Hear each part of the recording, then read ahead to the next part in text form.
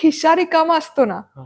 त्याला कधी या गोष्टीची भ्रांत नसते की काय आहे, कसं उद्या होणार आहे. तुमच्यावर झालेला संस्कारांचा भाग करेक्ट, असतो. नक्कीच. आणि हे लहानपणापासून मी करते. हे मला आवर्जून सांगायला आवडेल, की आता मी युट्यूबर झालेत आणि माझ्या सगळ्या गरजा भागल्यात आणि मग मला टॅक्स वाचवायचा आहे आणि म्हणून मी डोनेशन करते.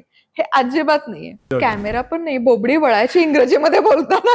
महाराष्ट्राच्या बाहेर गेल्यानंतर होतं की मराठी पदार्थ म्हणजे काय तर तिखट, जाळ, त्याच्यानंतर फक्त तेललेलं, तळलेलं आणि ते तसं सगळं. IIM मध्ये करेक्ट. मराठी पदार्थांची दखल घेणं नक्कीच. हेच खूप मोठं आहे की त्यांना या विषयावर एखादा माणूस बोलवावा आणि त्याने त्याबद्दल तेव्हा नव्हते ऍक्च्युली हे पॅरामीटर्सच नव्हते की सबस्क्रायबर्स आले पाहिजेत, कमेंट आल्या पाहिजे, रेव्हेन्यू आला पाहिजे. ऍक्च्युअल स्वयंपाक करायला सुरुवात लग्नानंतरच केली. ओके. हो. तो पण आधी नव्हतीच. नवरा कधीच तयार नव्हता. तुम्ही टिकटॉक स्टार पण आहात. होते. जेव्हा तुम्ही तिथे ग्राउंड लेवलला काम करता ना, तेव्हा तो प्लॅटफॉर्म पण तुम्हाला समजायला सुरुवात होते. नक्कीच. त्याचं अल्गोरिदम कसं वर्क होतं, हे काय चालतं, ते चालत का नाही. हा मसालाही कोणाला माहिती नव्हता. काळा मसाला, गोडा मसाला, बॅडगी मिरची पडते, क्या आप कर रहे हो असं.